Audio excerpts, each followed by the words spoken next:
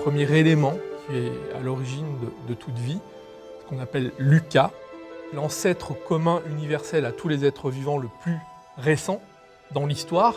À l'origine, c'est une sorte de protocellule. Il y a ce qu'on appelle les stromatolites. Alors les stromatolites, ce sont ce qu'on appelle des cyanobactéries. Elles ont, comme tout être vivant, ce LUCA comme ancêtre commun. Ces cyanobactéries peuplaient les océans et en transformant le gaz carbonique des océans en oxygène, ont permis le développement de la vie dans les océans dans un premier temps, de créer une atmosphère au bout de centaines de millions d'années qui va protéger la Terre de chutes de météorites et puis qui va permettre aussi à la vie de se développer hors océan et bien plus tard sur Terre. Donc ça, c'est vraiment une preuve d'un animal qui, à un moment donné, a permis, grâce à la photosynthèse, à la vie de se développer. Comment est-ce que la matière inerte est devenue le premier être vivant et puis ceux qui ont suivi? Pendant des siècles, on a cru que c'était très simple. On appelait ça la génération spontanée. On pensait que quand on prenait un peu de sable et qu'on frottait un peu, hop, la vie allait démarrer. Pas du tout. On sait aujourd'hui que tout ce qui est vivant sur la Terre est composé de cellules. Des bactéries à l'homme, en passant par toutes les plantes, tous les animaux, c'est des cellules. Et toutes les cellules sont codées par l'ADN.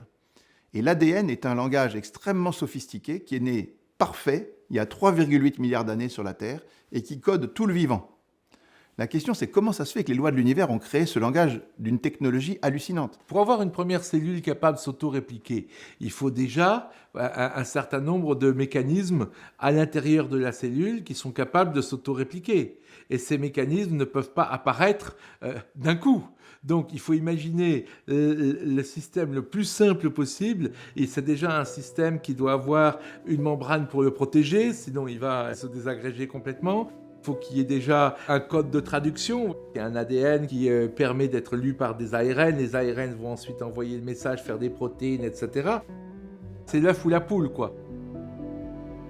Le co-découvreur de l'ADN, Francis Crick, avait développé l'hypothèse, il disait en gros, la vie n'a pas pu apparaître sur Terre par hasard, c'est impossible. Donc, ces extraterrestres qui ont envoyé la vie sur Terre, c'est la seule solution que je vois parce qu'elle ne peut pas apparaître au hasard et je ne crois pas en Dieu.